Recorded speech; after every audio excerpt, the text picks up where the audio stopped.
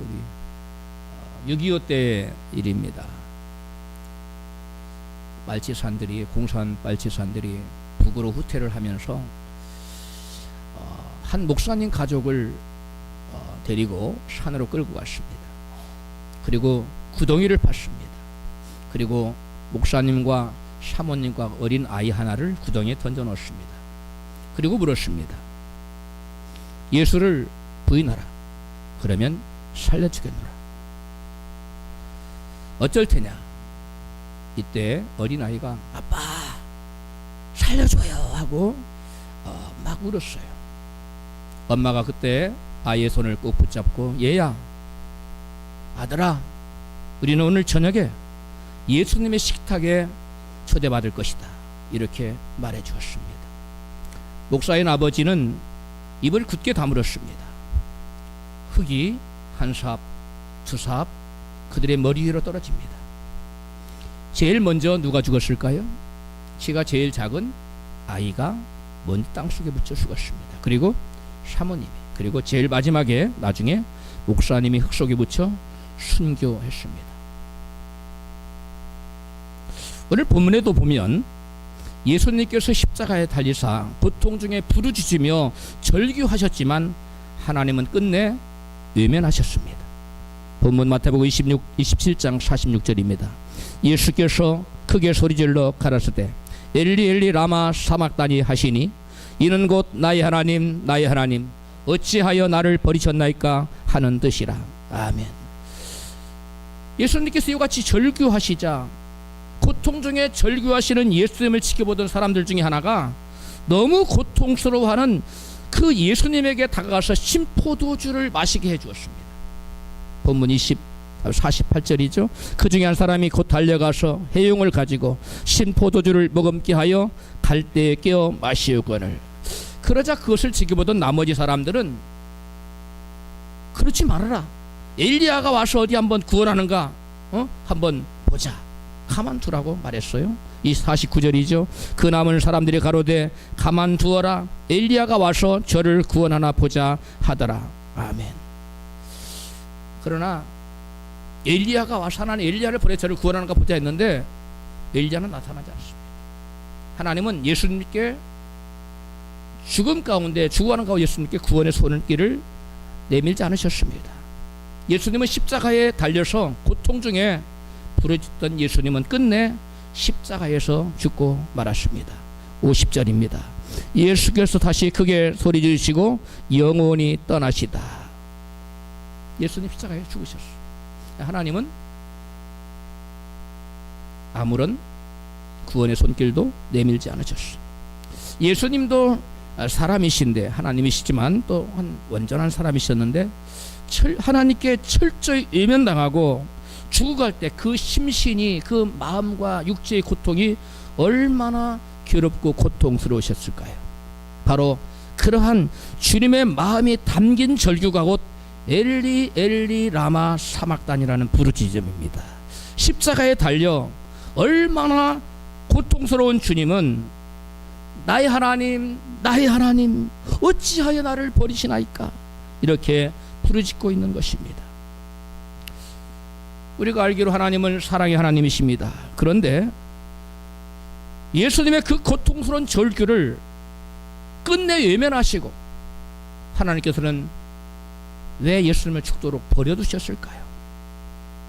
또한 구덩이 속에 목사님과 사모님 그 어린아이의 절규를 살려달라는 절규를 예수님은 외면하시고 그 생명의 위기에서 그들을 왜 구원해내지 않으셨을까요? 왜 버려두셨다는 것입니다. 하나님의 살아계신다면 우리가 생각할 때 짠짠짠하고 뭐 천사를 보내든지 해서 하나님 나타나셔서 생명의 위기 가운데 처한 그들을 구원해 주셔야만 하는 거 아닙니까? 우리는 많이들 그렇게 생각하고 있습니다. 사랑의 하나님이시라면서 왜 십자가에 달리신 예수님을 그리고 구덩이에 던져진 목사님 가족을 죽도록 왜 버려두고 방치해 두셨느냐는 것입니다. 목사님 가족을 땅속에 묻는 일을 주도했던 빨치산 두목은 북으로 도피하는 대열에서 이탈해서 남한에 남았습니다. 그 이유가 오늘 밤 우리는 예수님의 식탁에 초대받을 것이다 라는 그 음성이 그의 귓전에서 떠나지. 그의 나중에 고백에 의하면 그는 나중에 회개하고 예수 믿고 신학교를 가서 공부해서 목사님이 됐는데 그 같이 도모했던 대열 선명의 그 빨치산들이 하나같이 각자 흩어졌는데 그 대열에서 하나씩 빠졌어요. 왜? 이 땅에 남아서 예수를 믿고 싶어서 그들 남았다는 것입니다. 약속을 한 건 아닌데, 아들아 오늘 밤에 우리는 예수님의 식탁에 초대될 거야. 그 음성이 그 완악한 공산당 빨치산들의 마음을 녹여내렸던 것입니다. 그래서 그들은 마치 약속이 난 듯이 다 남아서 회개하고 예수를 믿게 되었다는 것입니다. 여러분, 하나님이 당신의 종이 그리고 당신의 아들이 십자가에 그 달려서 돌아가실 때 얼마나 마음이 아프셨겠어요. 그러나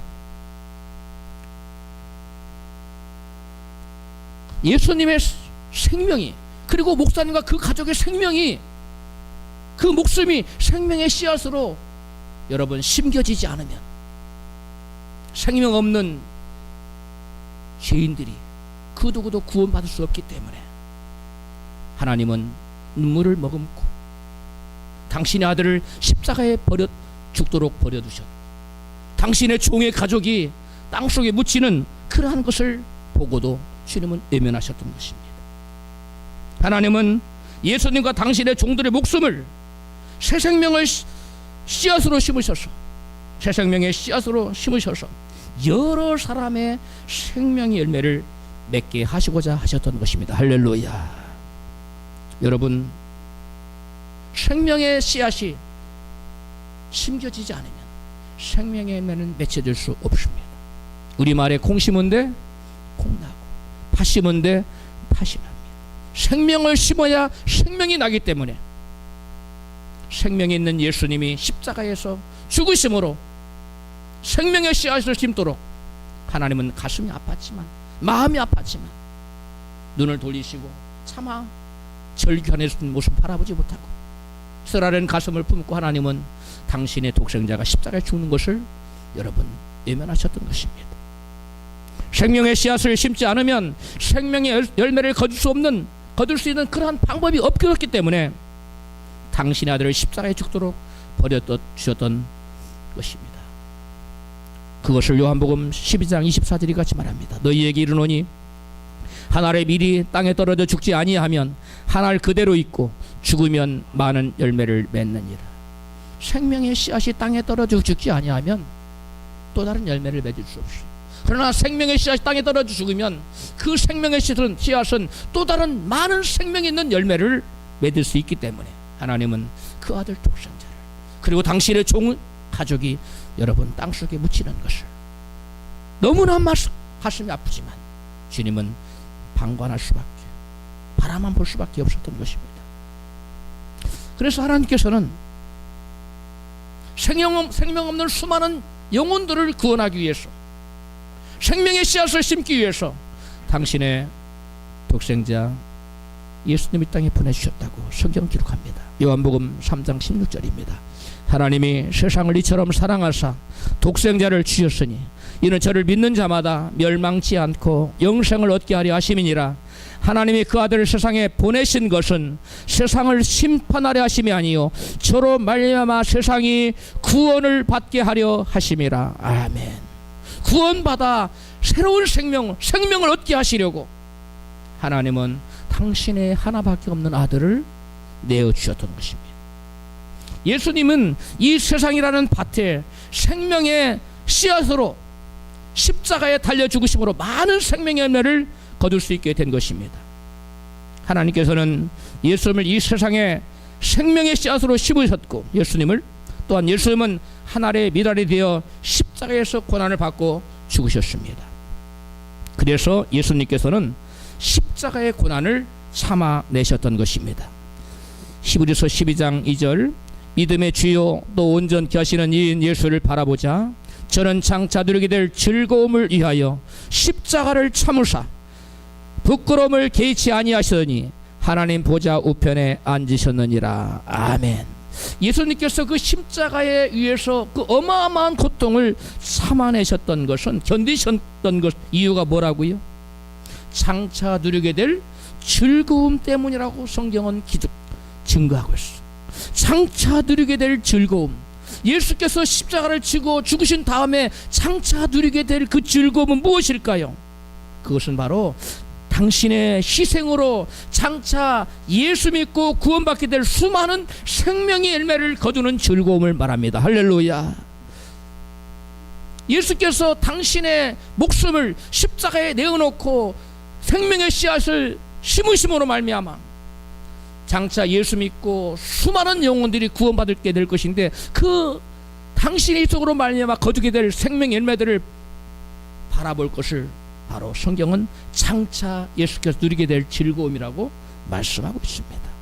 그래서 예수님께서는 그 생명의 씨앗을 심는 고난에 생명 가진 자들이, 예수님처럼 생명 가진 자들이 동참하기를 바라고 계십니다. 베드로전서 2장 20절입니다. 오직 선을 행함으로 고난을 받고 참으면 이는 하나님 앞에 아름다우니라. 이를 위하여 너희도 부르심을 입었으니 그리스도도 너희를 위하여 고난을 받으사 너희에게 본을 비춰 그 자취를 따라오게 하려 하셨느니라. 아멘. 예수께서 십자가에서 고난받아 죽으심으로 너희에게, 즉 예수 믿는 저와 여러분들에게 예수님의 십자가 지는 그 발자취의 본을 쫓아서 따라오도록 하기를 원하신다는 거예요. 예수님은 생명을 가진 자로서 죄인들을 구원하기 위한 하나님의 생명을 씹는 십자가 고난의 본을 보여주셨습니다. 그리고 예수 믿어 생명을 얻은 자들이 예수님의 발자취를 쫓아 생명의 씨앗을 짚는 십자가 고난에 동참하기를 바라고 계시는 것입니다. 이와 같은 주님의 바람을 바울은 이렇게 증거하고 있습니다. 빌립보서 1장 29절입니다. 그리스도를 위하여 너에게 은혜를 주신 것은 다만 그를 믿을 뿐 아니라 또한 그를 위하여 고난도 받게 하심이라. 아멘. 하나님께서 우리에게 은혜를 주셔서 예수를 믿게 한 것은 예수 믿고 단지 구원받을 목적만이 아니라 구원받아 새 생명을 얻은 사람들이 마땅히 그리스도의 고난에도 뭐하게 하려고 동참시키고자 하는 그러한 목적도 있다는 거예요. 우리에게 은혜를 주신 것은 다만 그를 믿어서 구원받는 것만이 목적이 아니라 우리로 하여금 예수 그리스도의 십자가의 발자취를 쫓게 하려는, 그래야 예수님처럼 예수의 십자가 이상으로 많은 열매를, 생명의 열매를 거둔 것처럼 저와 여러분도 예수님의 발자취를 쫓아 삶으로 말미암아 저와 여러분의 생명의, 우리가 뿌린 생명의 씨앗으로 말미암아 많은 수많은 죽어가는 영혼들이 새 생명을 얻게 하려는 하나님의 의도가 있다는 것입니다. 하나님의 자녀는 예수 그리스도와 장차 하늘나라의 기업을 공동 상속할 상속자입니다. 그러한 영광을 우리가 장차 누리게 되는데요, 그리스도와 함께 그러한 자들은, 장차 예수 그리스도와 공동 상속자로서의 그러한 영광을 누릴 자들은 그리스도와 함께 고난도 같이 받아야 된다고 성경은, 바울은 증거합니다. 로마서 8장 17절입니다. 자녀이면 또한 후사, 곧 하나님의 후사요 그리스도와 함께한 후사니, 즉 후사는 상속자라는 말입니다. 우리가 그와 함께 고난을 받기 위하여 고난도 함께 받아야 될 것이니라. 생각컨대 현재의 고난은 장차 우리에게 나타날 영광과 좋게 비교할 수 없도다. 아멘. 여러분, 주님 나라에 가서, 하나님의 나라에 가서 예수님과 더불어 영원한 나라를 상속받을 텐데, 그 영광에 참여하게 될 텐데, 그러한 영광에 참여하게 될 자들은 영광만을 받는 것이 아니라 우리가 이 땅에 사는 동안에 그리스도와 함께 뭣도 받아야 된다고요? 고난도. 그런데 우리가 이 땅에서 받는 고난은 장차 받을 영광과 비교할 수 있다 없다? 비교 자체가 안 된다는 겁니다. 우리가 받는 고난이 아무리 커도 우리가 장차 우리가 하나님 나라에서 받게 될 그 영광과는 비교할 수 없는 어마어마한 놀라운 영광이 저와 여러분을 기다리고 있다는 사실을 믿으시기를 바랍니다. 그래서 바울은 하나님의 종으로서 복음을 전하는 전도자로서의 삶을 살면서 그 그리스도의 고난에 참여하는 것을 아주 기쁘게 생각했습니다. 골로새서 1장 23절입니다. 나 바울은 이 복음의 일꾼이 되었노라. 내가 너희를 위하여 받는 괴로움을 기뻐하고 그리스도의 남은 고난을 그의 몸된 교회를 위하여 내 육체에 채우니라. 아멘. 복음을 전하면서 받는 여러 가지 당하는 괴로움을 바울은 뭐 했다고요? 기뻐했다는 겁니다. 그리고 그리스도의 남은 고난을 기꺼이 장차 하늘의 영광을 바라보면서 당신의 몸에 채운다고 바울은 고백하고 있습니다. 여러분, 왜 그랬어요? 장차 나타날 영광은 바울이 일생 동안 살면서 당하는 고난과 뭐 할 수 없기 때문에 좋게 비교 자체가 안 되기 때문에 바울은 그 고난을 받는 만큼 더 큰 위로와 상급과 축복이 영원한 상급이 기다리고 있다는 사실을 바울은 알았기 때문에 여러분, 그 고난 중에도 환난 중에도 역경과 시련 수많은 아픔 속에서도 바울은 기뻐했다는 거예요. 예수님의 고난의 발자취를 쫓아가면서 고난의 삶을 살면서도 바울은 낙심하거나 절망하지 않고 원망불평하지 아니하고 도리어 감사하고 찬양하며 기뻐하며 여러분 자신에게 주어진 사명을 감당했다는 것입니다. 바울뿐만이 아닙니다. 베드로도 이같이 고백합니다. 주님의 선하신 뜻을 위하여 고난받는 것 자체가 복이라고 베드로도 증거하고 있어요. 베드로전서 3장 14절입니다. 그리고 17절입니다. 그러나 의를 위하여 고난을 받으면 복 있는 자니 저희의 두려움을 두려워 말며 소동치 말고 17절 선을 행함으로 고난 받는 것이 하나님의 뜻일진데 악을 행함으로 고난 받는 것보다 나으니라. 아멘. 베드로 사도는 여러분 의를 위하여 선을 위하여 하나님의 나라를 위하여 하나님의 영광을 위하여 고난 받는 것 자체가 뭐라고요? 복이란. 우리는 복을 생각하기를 뭐 돈 많이 벌고 뭐 좋은 직장 갖고 이런 것이 복이라고 생각하는 건 단편적인 지엽적인 겁니다. 그건 보너스예요. 본봉이 아니에요. 우리에게 본봉은 그게 아니라 여러분 하늘나라에 가서 받을 영원한 상급이 저와 여러분의 본래적인 축복인 줄로 믿습니다. 근데 그게 누구에게 주어지느냐? 의를 행함으로 고난을 받는 것, 주님의 나라를 위해 헌신하고 주님의 나라를 위해 희생할 때 당하는 그 고통을 겪는 사람들에게 주어지는 하나님의 놀라운 상급이 있다는 것입니다. 그래서 베드로는 이와 같이 합니다. 선을 행함으로 고난 받는 것이 뭐라고요? 하나님의 뜻이라는 거예요.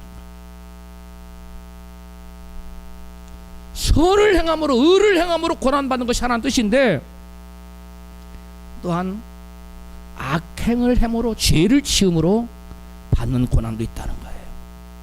고난은 여러 가지로 우리에게 올 수가 있어요. 고난을 여러분 고난처럼 신비로운 주제가 없습니다. 수많은 철학자들이 고난을 연구했지만 고난은 이것이다.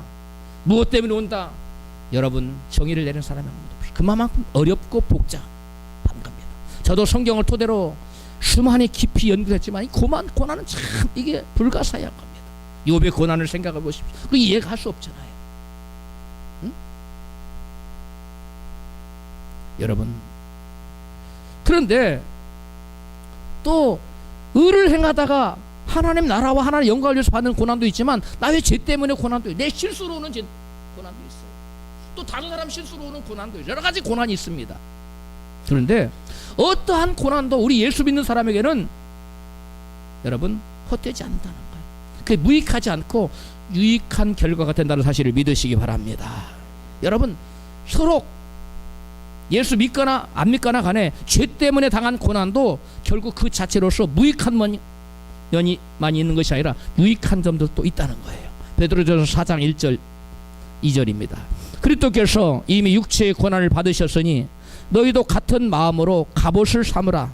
이는 육체의 고난을 받은 자가 죄를 그쳤음이니 그 후로는 다시 사람의 정욕을 쫓지 않고 오직 하나님의 뜻을 쫓아 육체의 남은 때를 살게 하려 함이니라. 아멘. 육체의 고난을 받은 자가 어떻게 됐다고요? 죄를 그쳤다는 겁니다. 그리고 육체의 고난을 받은 자는 자기 정욕을 위해 더 이상 살지 않고 이제는 하나님의 뜻을 쫓아서 자기의 남은 여생을 하나님의 뜻을 쫓아 하나님의 영광 위해 살게 된다는 거예요. 여러분, 시편 기자는 고난의 유익을 이같이 증거합니다. 시편 69편 67절입니다. 고난 당하기 전에는 내가 그릇 행하였더니 이제는 주의 말씀을 지키나이다. 아멘.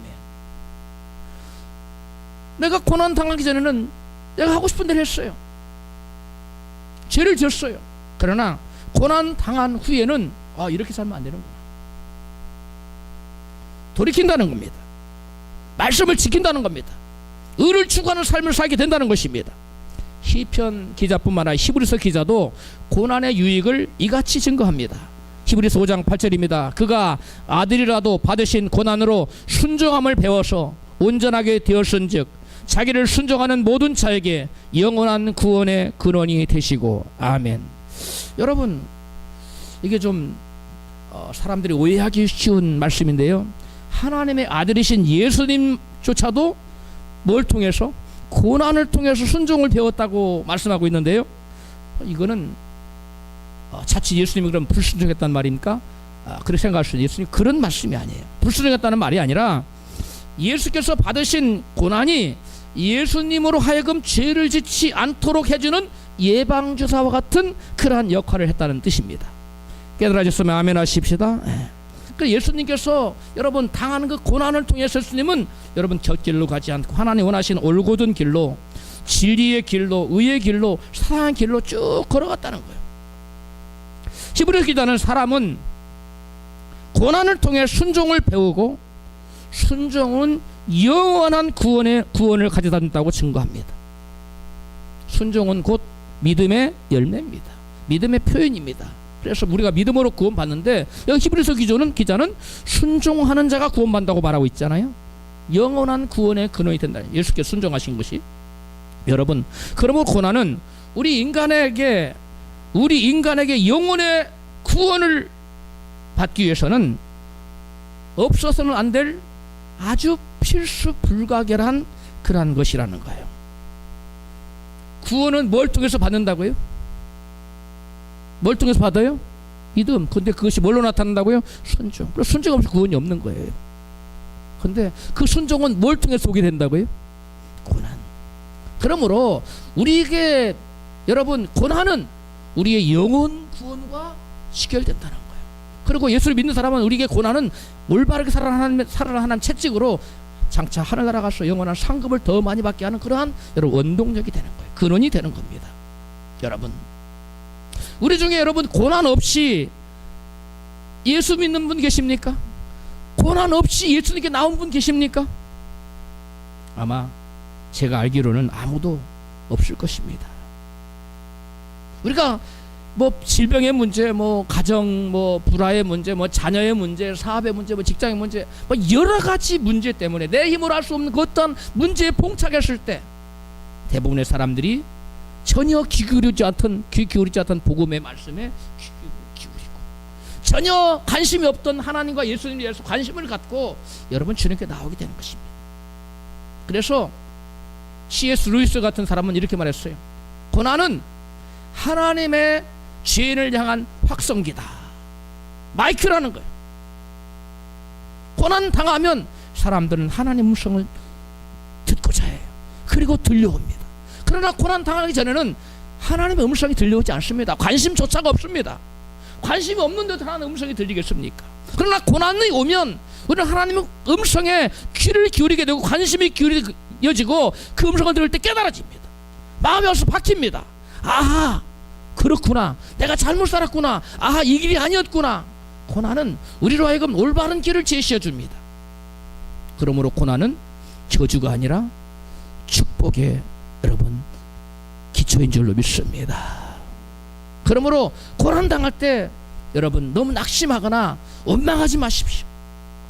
바울은 말했습니다. 내가 환난 중에도 즐거워하나니 이 환난은 인내는 연단은 소망을 낳게 한다고 바울은 증거했어요. 소망을 이루게 해요.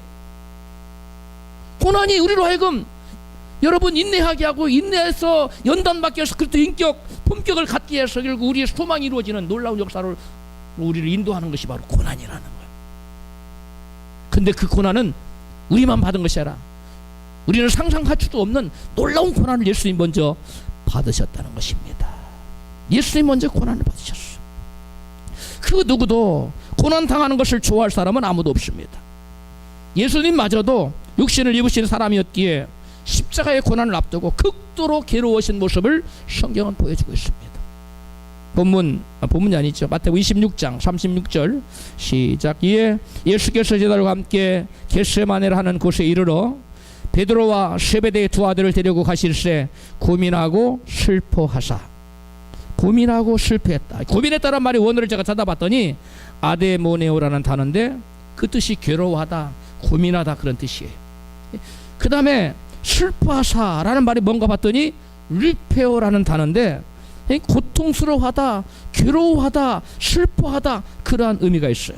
또 리페오라는 단어는 에베소 4장 30절에서는 하나님의 성령을 근심하게 하지 말라로 돼 있어요. 근심하게 하지라는. 그러니까 리페오라는 단어는 또한 무슨 뜻도 있어요? 근심하다라는 뜻도 있어요. 그 예수님께서 여러분 겟세마네 동산에 올라가서 아주 고민하고 슬퍼했다는 말은 괴로워하고 고통스러워하고 슬퍼하고 근심했다는 거예요. 우리나라 말로 어떻게 한 단어로 번역할 수가 없어요. 이게 여기 있는 단어를 다 여기다 적용해야 되는 겁니다. 너무 마음이 무겁었어요. 고통스러웠어요. 번밀스러웠어요. 괴로웠어요. 그것이 바로 십자가를 앞에 둔 예수님의 여러분 심적 상태였습니다. 예수님께서는 십자가를 앞에 놓고 그 마음이 얼마나 고통스러웠던지 죽을 지경이라고 표현됐어요. 죽을 지경. 영어 성경은 to the point of death, 죽음의 그 지점까지 그 예수님의 마음이 얼마나 고통스러워 그렇게 표현하고 있어요. 마태복음 26장 38절은 그것을 우리에게 증거하고 있는데요. 예수께서 근심과 번민에 쌓여 그들에게 지금 내 마음이 괴로워 죽을 지경이니 너희는 여기 남아서 나와 같이 깨어있으라 하시고는 이 세번역 성경과 봉동번역에서 똑같이 번역을 해놨더라고요. 근심과 무엇에 쌓였다고요? 번민에 쌓였어. 아주 괴로운 겁니다. 내 마음이 괴로워 죽을 지경인데 너희들은 여기서 남아서 나를 위해서 기도하오. 이렇게 부탁한 거예요. 십자가의 죽음의 고난을 앞에 둔 예수님의 심정이 얼마나 괴로웠는가를 적나라하게 성경은 마태는 우리에게 증거해 주고 있습니다. 예수님도 사람의 육체를 가지셨기 때문에 고통스럽고 거기다가 또 수치스럽기까지 한 온몸이 다 빨가벗겼거든요. 성화에 보면은 가운데 하나 뭐 덮어놨지요? 아니에요. 완전히 발가벗겨서 처형을 했는데요. 고통스럽고 수치스럽기까지 하는 그러한 이 여러분 그 십자가의 죽음을 앞두고 예수님은 그 마음에 심한 괴로움과 번민과 갈등 그리고 고통을 겪으셨다는 것입니다. 이러한 당신이 감내하기 힘든 격한 마음의 괴로움을 심적 마음에 몰려오는 심적 괴로움과 중압감을 이겨내기 위해서 예수님은 어떻게 하셨습니까? 아버지 앞에 나아갔습니다. 마태복음 26장 39절에 조금 나아가사 얼굴을 땅에 대시고 엎드려 기도하여 가라사대 내 아버지여 만일 할만하시거든 이 잔을 내게서 지나가게 하옵소서. 그러나 나의 원대로 마옵시고 아버지 원대로 하옵소서. 아멘. 우리 가운데 혹시 내 힘으로 어찌할 수 없는 마음의 심한 중압감과 괴로움과 고통이 몰려온 와서 어쩔 할 바를 알지 못하는 분이 혹시 계십니까? 예수님처럼 주 하나님 앞에 나아가서 부르짖어 기도해야 될 줄로 믿습니다. 예수님은 얼마만큼 부르짖어 기도했느냐? 땀방울이 변하여 핏방울이 되기까지. 실제로 의학자들이 증거를 실험을 해봤는데요. 사람이 너무 간절하게 부르짖기도 하면은 그 실핏줄이 터져서 핏방울처럼 될 수 있다는 거예요. 이 의학적인 증명이에요. 예수님이 얼마나 마음이 괴로웠으면 간절히 부르짖어 기도했는데 그 부르짖음의 기도가 성경은 뭐라고 표현하냐면 땀방울이 변하여 핏방울이 돼요. 여러분이 간절히 기도하면 온몸이 젖어버리죠. 등에서 불이 납니다. 그렇게 간절한 소원을 가지고 여러분 우리가 하나님께 나아가 기도하면 하나님은 저와 여러분의 기도를 들으시는 줄로 믿습니다. 그래서 예수님은 그 어마어마한 시험, 십자가를 지어야 되는 그 무서운 시험을 여러분 간절한 기도로 이겨내시고 십자가 위에서 마귀를 다 파쇄하시고 승리한 줄로 믿습니다. 예수님은 간절히 부르짖어 기도하는 가운데 하나님 뜻을 발견했습니다.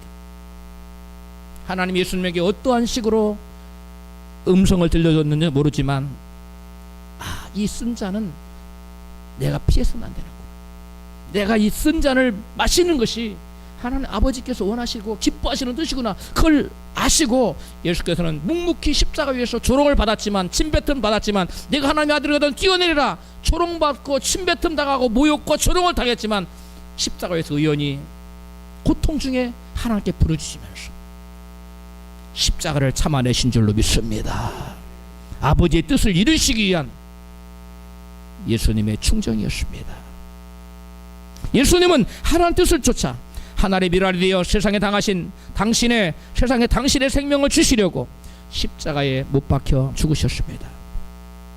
예수님께서 십자가에 못 박힌 다음 운명하시기 전까지 3시간 동안 온 세상에 어둠이 가득했다고 본문 27장 45절에 기록하고 있습니다. 제6시로부터 온 땅에 어둠이 임하여 제9시까지 계속하더니 제9시쯤에 예수께서 크게 소리질러 가라사대 엘리 엘리 라마 사박다니 하시니 아멘. 유대인 시간으로 6시는 오늘날로 말하면 정오예요. 12시입니다. 6시간 차이가 있습니다. 그러므로 12시부터 3시간 오후 3시까지 뜨거울 때죠. 그 뜨거운 땡볕에서 예수님께 십자가를 지고 땀을 뻘뻘 흘리면서 고통 중에 절규하고 있는 겁니다. 그런데 그 3시간 동안 여러분 온 땅이 깜깜해졌다는 거예요. 3시간 동안 온 천지가 밤보다 더 칠흑 같은 너도 깜깜함이 임했어요. 애굽의 한 철학자가 그때의 학생들을 가르치다가 이러한 온 천하가 깜깜해지는 그러한 상황을 겪으면서 이렇게 말했다고 전해집니다. 이러한 깜깜함 징조는 신이 죽었던지 아니면 우주가 무너져 내리는 현상일 것이다. 3시간 동안 깜깜해졌는데 이렇게 얘기를 했다고 해요. 온 세상에 임한 이 3시간의 어둠, 이 다크네스, 짙은 흑암은 무엇을 의미하는 것일까요? 이는 하나님의 진노의 심판을 의미하는 것입니다. 하나님은 온 인류의 죄를 짊어지신 예수님께 온 인류가 죄인들이 받아야 될 심판과 저주를 누구에게 쏟아부으셨습니까? 예수님께 마구 쏟아부으셨습니다. 예수님은 온 인류의 죄를 지고 하나님의 무서운 진노의 심판을 감내하셨던 것입니다. 갈라디아서 3장 13절은 이것을 증거합니다. 그리스도께서 우리를 위하여 저주를 받은 바 되사 율법의 저주에서 우리를 속량하셨으니 기록된 바 나무에 달린 자마다 저주 아래 있는 자라 하였습니다. 예수님은 나무 십자가에 달려서 온 인류가 받아야 될 그러한 영원 무궁한 죄의 저주를 예수께서 친히 대신 우리를 위하여 저주를 친히 받은 바 되었다고 여러분 증거하고 있습니다. 또 바울뿐만 아니라 이사야 선지자도 이사야 53장 6절에 증거하고 있어요. 우리는 다 양 같아서 그릇 행하여 각기 제 길로 갔거늘 여호와께서는 우리 무리의 죄악을 그에게 담당시키소도다. 여호와께서 10절 그로 상함을 받게 하시기를 원하사 질고를 당케 하시던즉 아멘. 우리 무리의 죄악을 우리는 각기 내가 하고 싶은 대로 죄의 길로 사망의 길로 저주의 길로 막 갔는데 이러한 모든 죄의 저주를 누가 감당하도록 예수께서 감당하도록 모든 죄의 저주와 심판을 예수님이 담당하도록 하셨다는 거예요. 이것이 바로 이사야 선지자의 증언입니다. 여러분 이 흑암의 심판은 또한 출애굽기 10장 22절에서 애굽에 내린 심판의 재앙 때도 나타난 것을 보아서 심판의 재앙을 의미해요. 출애굽기 10장 22절 시작. 모세가 하늘을 향하여 손을 들매 깜깜한 흑암이 3일 동안 애굽 온 땅에 있어서 아멘. 애굽의 신을 하나님이 심판하실 때 흑암이 임했거든요. 흑암이 3일 동안 임했는데 여러분, 그것은 하나님의 심판을 말하는 거예요. 또한 이 어두움은 지옥 심판을 상징하기도 합니다. 마태복음 25장 30절이에요. 이 무익한 종을 바깥 어두운 데로 내어 쫓으라. 거기서 슬피 울며 이를 갈미 있으리라 하니라. 아멘. 여기에 바깥 어두운 데가 어딥니까? 지옥을 말하는 것입니다. 그냥 바깥 어두운데 그걸 말하는 게 아니에요. 여러분, 그냥 지옥을 사람들은 어두운 곳으로만 생각하는데 그렇게 생각하면 안 돼요. 하나님의 무서운 빛이 없는, 하나님의 빛이 전혀 없는, 하나님의 좋은 것이 아무것도 없는, 여러분, 저와 여러분이 누리는 모든 것은 빛들의 하나님께로부터 은사로 내려왔다고 생각하는 야고보서 사도는 기록하고 있는데, 우리가 가진 좋다고 생각하는 모든 것 빛들의 하나님께로부터 은혜로 하나님 주신 거예요. 할렐루야. 그런데 빛이 끊겼어요. 빛 대신 하나님과 관계가 끊어졌어요. 모든 좋은 것은 다 단절돼 버린 그곳이 어디입니까? 어두운 곳이라고 성경. 그것이 지옥이에요. 우리가 좋다고 생각하는 모든 것, 그것은 지옥에 하나도 없어요. 물이 없습니다. 신선한 공기 없어요. 향기로운 냄새 없어요. 건강 없어요. 배부른 것도 없어요. 만족함도 없어요. 기쁨도 없어요. 사랑도 없어요. 건강도 없어요. 왜? 빛이 차단됐기 때문에. 빛의 근원이신 하나님과 차단됐기 때문에 그곳은 아무런 여러분 은혜가 있는 곳이 아니에요. 어떤 은혜도 있을 수 없어요. 절망과 저주만이 있는 곳, 그것이 여러분 어두운 곳입니다. 그래서 예수님은 운명하시기 전에 그것을 체험하시고 하나님의 그 무서운 진노와 저주를, 심판을 체험하시고 나의 하나님 어찌하여 나를 버리셨나이까, 이렇게 절규하며 외치셨던 것입니다. 모든 인류의 죄값을 대신 지시는 심판의 십자가의 고통이 얼마나 큰 것이었는가를 보여주는 처절한 절규였던 것입니다. 엘리 엘리 라마 사박다니. 우리는 쉽게 노래를 부르죠. 엘리 엘리 라마 사박다니 노래를 부르지만, 찬양을 하지만, 예수님의 그 외침은 모든 인류가 감당해야 될 그 무서운 저주의 심판을 한 몸 받는 그러한 고통스러운 여러분 저주의 심판이었어요. 하늘의 미랄이 되어 예수님이 십자가 달려 죽으셨습니다.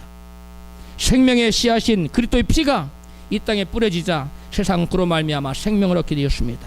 이제 예수 믿는 자들은 예수 안에서 예수의 새 생명을 얻게 되었습니다. 할렐루야. 예수님께서는 제자들에게 요한복음 20장 21절에 아버지께서 나를 보내신 것 같이 나도 너희를 보내노라. 아버지께서 예수님 이 땅에 왜 보내셨습니까? 하늘의 미랄이 되어서 생명의 씨앗을 심으라고, 죽으라고 보내셨어요. 마찬가지로 예수께서 제자들에게 나도 너희를 보낸다고 했어요. 그래서 예수님의 그 말씀을 받은 제자들은 세계 각지에 도처에 흩어져서 사도 요한을 빼놓고는 모두 다 순교했습니다. 하늘의 미랄이 되어서 순교함으로 다 복음을 전하다가 여러분 순교에 피를 뿌렸어요. 생명의 씨앗을 세계 도처에 심은 겁니다. 여러분, 대부분의 나라에 복음이 들어가기 전에 순교의 피가 뿌려지는 것을 우리는 볼 수 있습니다. 그것은 하늘의 미랄이 땅에 떨어져 죽어야 많은 열매를 맺을 수 있기 때문입니다. 로마 복음화를 위해서 사도 베드로를 이시해서 수많은 사람들의 피가 생명의 씨앗으로 뿌려져야 했습니다. 로마 황제 네로가 로마에 불을 지르고 그 누명을 기독교인들이 불을 지렀다 이렇게 뒤집어 씌워서 그때 로마의 그리스도인에게 어마어마한 핍박이 임했습니다. 그때 여러분 베드로가 신을 가죠. 그때 상황을 우리 잠시 동영상을 통해서 잠깐 잠시 그 상황을 잘 표현한 영화가 코바디스라는 영화예요. 또 코바디스 도미네라는 영화로 또 다시 리메이크 됐는데 됐는데 이 잠시 사도 베드로와 초대교회 로마 성도 어떻게 생명 씨앗을 뿌렸는지 동영상을 잠깐 보도록 하겠습니다.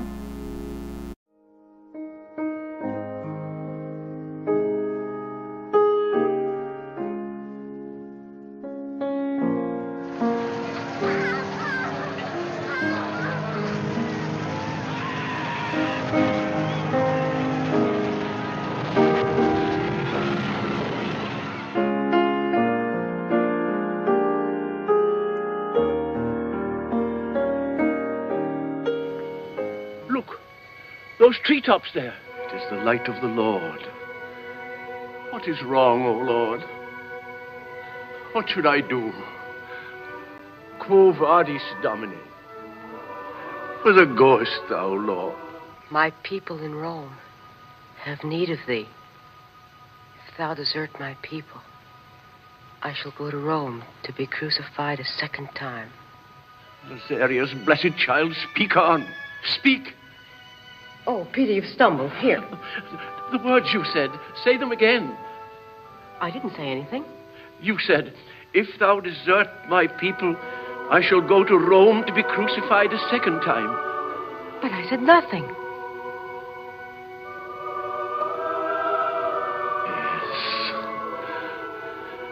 He has again spoken to me. Come, Nazarius. Where are you going? To Rome. Peace to the martyrs! Peter. Peace, peace to them. Take thy children, Lord. Numb their wounds, soften their pains. Give them strength, O Savior. Seize that man! Blessed are you, my children, who die in the name of Jesus. I say to you that this day you shall be with him in paradise. Here where Nero rules today, Christ shall rule forever. They're singing.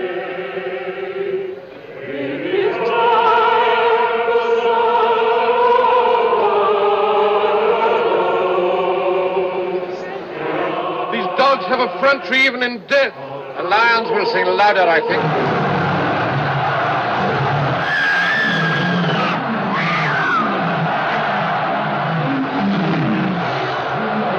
More singing. Why aren't they afraid? How can they? It's beyond understanding. Smiling. It's monstrous of them to die smiling. It's inhuman. You are the man, Peter. I am Simon called Peter. The man called Peter has been heard to preach rebellion and blasphemy against the rule and the divinity of the emperor, to be crucified and left there as a warning to all and any who henceforth wish to call themselves Christian. To die as our Lord died is more than I deserve. We can change that.